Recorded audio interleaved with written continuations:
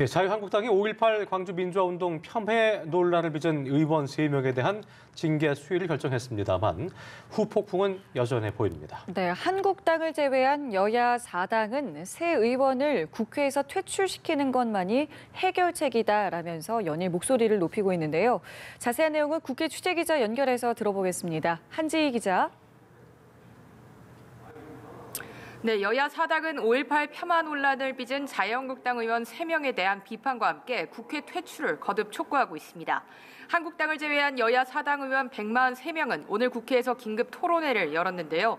자유한국당이 김진태, 김순례 의원 징계를 유예하기로 결정을 한 점을 비판하며 반드시 국회에서 퇴출시켜야 한다고 요구했습니다. 토론회에 참석한 민주당 홍영표 원내대표는 어제 한국당의 징계 결정은 스스로 전두환 노태우 정당임을 선언한 것이라며 여야 4당이 함께 국회에서 범죄적 망언을 한 새 의원을 반드시 추방하겠다고 강조했습니다. 바른미래당 손학규 대표는 당원 당규를 변명 삼아 징계를 유예한 건 한국당다운 조치였다며 이렇게 민주주의를 정면 부정하는 것을 놔둘 수는 없다고 비판했습니다. 민주평화당 장병원 원내대표는 5.18 역사 왜곡을 처벌하는 소위 홀로코스트 부정방지법 처리를 제안했고 정의당 윤소아 원내대표 역시 5.18 왜곡 방지법에 대한 4당의 입법 노력을 당부했습니다.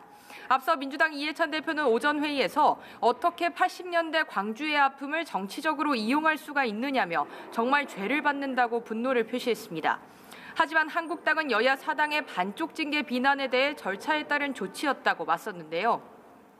한국당 정용기 정책위의장은 당 중앙윤리위 결정이 꼼수라면 인민민주주의를 하라는 말이냐며 강력하게 반발했습니다.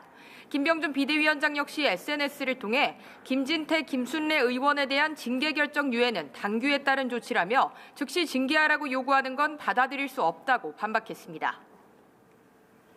예, 미국을 방문해서 의원 외교를 벌였던 여야 5당 대표단 일부가 오늘 귀국했는데 평가 반응이 어땠습니까? 네, 그렇습니다. 방미 일정을 마치고 돌아온 민주당 이해찬 대표는 한반도 평화관련위원회 연석회의를 열고 방미 외교 소감을 밝혔습니다. 이 대표는 낸시 펠로시 미국 하원 의장 등과 대화하면서 최근 북한 움직임이나 동향에 대한 정보 공유가 매우 부족하다는 느낌을 많이 받았다고 말했는데요. 공공외교 차원에서 당에서도 미국의 중요 인사들과 대화를 많이 해야겠다는 인상을 받았다며 미국도 2차 북미 정상회담에 대한 기대감이 크다고 강조했습니다. 반면 한국당 정양석 원내수석 부대표는 정반대의 반응을 내놨는데요. 나경원 원내대표를 비롯한 한국당 의원들은 2차 북미 정상회담을 앞두고 종전선언은 신중하게 해야 한다는 뜻과 비핵화로 인해서 북한이 정상국가화되길 기대한다는 목소리를 전했다고 말했습니다. 네, 현재 자유한국당 전당대회에 출마한 당대표 후보자들의 첫 TV 토론회도 진행 중이라고 하는데 이 내용도 전해주시죠. 네, 그렇습니다. 자유한국당 당권 주자들의 첫 토론회가 지금 현재 진행 중인데요. 박근혜 전 대통령에 대한 평가와 보수 대통합 방안, 그리고 최근 불거진 5.18 폄훼 논란과 관련한 치열한 신경전이 이어지고 있습니다. 특히 5.18 폄훼 발언과 관련해 황교안 후보는 일부 의원들의 주장을 마치 동조하는 것처럼 당 전체가 논란에 휩싸인 것은 유감이라며 5.18은 역사적 아픔이고 다시는 되풀이해서는 안 되는 교훈이라고 말했습니다. 오세훈 후보는 5.18을 광주 민주화운동으로 지정한 것은 김영삼 정권, 즉 보수 정권에서 해낸 일이라며 분명한 입장을 밝히고 빠른 결단을 내리겠다고 주장했습니다.